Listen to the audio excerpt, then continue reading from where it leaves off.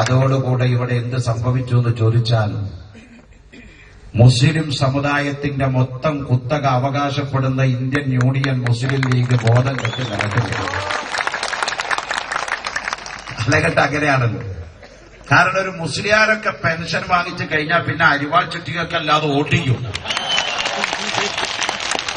അത് സഹിക്കൂല. ശ്രീ കരീം അവർകളെ ബഹുമാനപ്പെട്ട മന്ത്രി രാഷ്ട്രീയം പറയുന്നില്ല എന്ന് പറഞ്ഞു. പക്ഷെ എങ്ങനെ പറയാതിരിക്കുക ഇത്?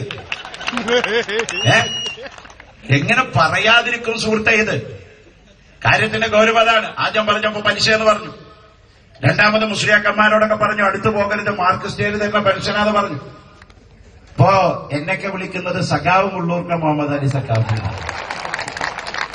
പക്ഷെ ഇപ്പൊ അങ്ങനെ ആദ്യം എനിക്കൊരു വിഷമമുണ്ടായിരുന്നു അങ്ങനെയൊക്കെ വിളിക്കുന്നത്. പിന്നീട് ആ സഖാവിന്റെ അർത്ഥം മനസ്സിലാക്കിയപ്പോ നിങ്ങൾ 1000 വട്ടം സഖാവ് എന്ന് വിളിക്കണം എന്നാ ഞാൻ പറഞ്ഞു. അങ്ങനെ എല്ലാ മുസ്ലിയാക്കന്മാരെയും സഖാവ് എന്നൊന്ന് വിളിക്കട്ടെ. അങ്ങനത്തെ ഒരു നല്ല കാര്യം ഇവിടെ വരട്ടെ.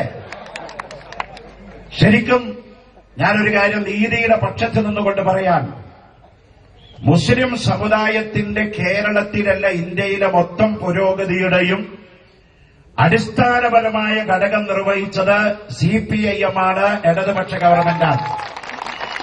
നേരത്തെ സഖാവ് പിണറായി സഖാവ് പറഞ്ഞ പോലെ മലപ്പുറം ജില്ല ഉണ്ടാക്കാൻ ധൈര്യം കാണിച്ചത്, കാലിക്കറ്റ് യൂണിവേഴ്സിറ്റി ഉണ്ടാക്കാൻ ധൈര്യം കാണിച്ചത്, അങ്ങനെ പലതും.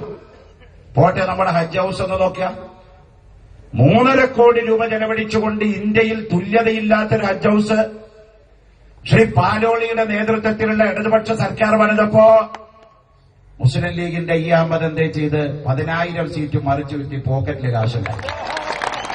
പക്ഷേ സത്യത്തിന് പേടിച്ചുപോയി. അള്ളാനെയും വെക്കുവോ ഈ കൂട്ടരി?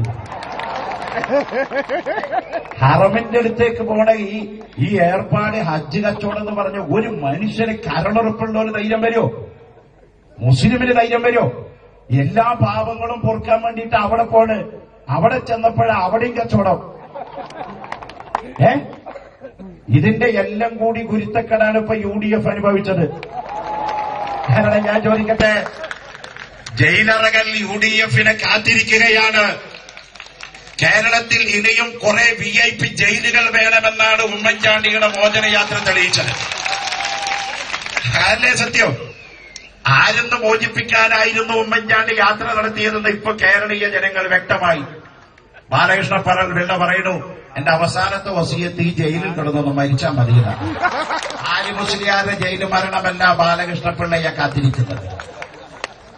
കോയമ്പത്തൂർ സെൻട്രൽ ജയിലിൽ കിടന്നുകൊണ്ട് എന്നെ ഈ രാത്രി ഇവിടെ കിടന്ന് മരിപ്പിക്കണേ എന്ന് ദുആ ചെയ്ത് ഷഹീദിന്റെ കൂലി വാങ്ങിയ ആര്യ മുസ്ലിയാരുടെ മരണമല്ല ഇവിടെ ബാലകൃഷ്ണ പിള്ളയെ കാത്തിരിക്കുന്നത്. സമുദായം രണ്ടായിട്ടേ കാണുള്ളൂ, സമൂഹം രണ്ടായിട്ടേ കാണുള്ളൂ. അത് മനസ്സിലാക്കണം. അവിടെ ഞാൻ നീട്ടിട്ട് ഒന്നും പറയുന്നില്ല. ബഹുമാനപ്പെട്ട KT ജലീലത്തോട് വിശദമായി സംസാരിക്കും. ഒരു കാര്യം കൂടി പറയാൻ ഞാൻ ആഗ്രഹിക്കുകയാണ്. കഴിഞ്ഞ ഈ 5 കൊല്ലം അച്യുതാനന്ദൻ സർക്കാർ മുസ്ലിങ്ങൾക്ക് മാത്രമല്ല എല്ലാ പിന്നാക്ക വിഭാഗത്തിനൊക്കെ എല്ലാ ക്ഷേമ പ്രവർത്തനത്തിനും നൽകി. നേരത്തെ അവിടെ പറഞ്ഞു, പൂജാരിമാർക്ക് പെൻഷൻ അനുവദിച്ചു, മത്സ്യത്തൊഴിലാളികൾക്ക് ക്ഷേമനിധി പെൻഷൻ ഏർപ്പെടുത്തി, പ്രവാസികൾക്ക് ക്ഷേമനിധി പെൻഷൻ ഏർപ്പെടുത്തി, മുസ്ലിയാക്കന്മാർക്ക് ക്ഷേമനിധി പെൻഷൻ ഏർപ്പെടുത്തി. ഇങ്ങനെ ഒന്ന് വായിക്കുകയാണെങ്കിൽ മലപ്പുറം ജില്ലയിൽ ഈ കേരളത്തിൽ ആദ്യമായിട്ട് അലിഗഡ് മുസ്ലിം യൂണിവേഴ്സിറ്റിക്ക് ഒരു ഓഫ് ക്യാമ്പസ് ഉണ്ടാക്കി. പക്ഷെ ഞാൻ ഒരു കാര്യം ചോദിച്ചു നിർത്താൻ പോകാട്ടോ. എനിക്ക് 8 മണിക്കൂർ വായന പോകാണ്ട്. എനിക്ക് കൂടുതൽ രാഷ്ട്രീയ പ്രസംഗമൊന്നും പരിചയമില്ല. പക്ഷെ ഒരു കാര്യം ഞാൻ ചോദിച്ചു നിർത്താൻ പോകുക. കഴിഞ്ഞ 5 കൊല്ലം UDF സർക്കാർ ഇവിടെ ഭരിച്ചിട്ട് മുസ്ലിങ്ങൾക്ക് എന്ത് കിട്ടി? ഉത്തരം, റജീനയും ഒരു കുഞ്ഞും. ഇവരുടെ വാക്കോടുകൂടെ ഞാൻ നിർത്തുന്നു.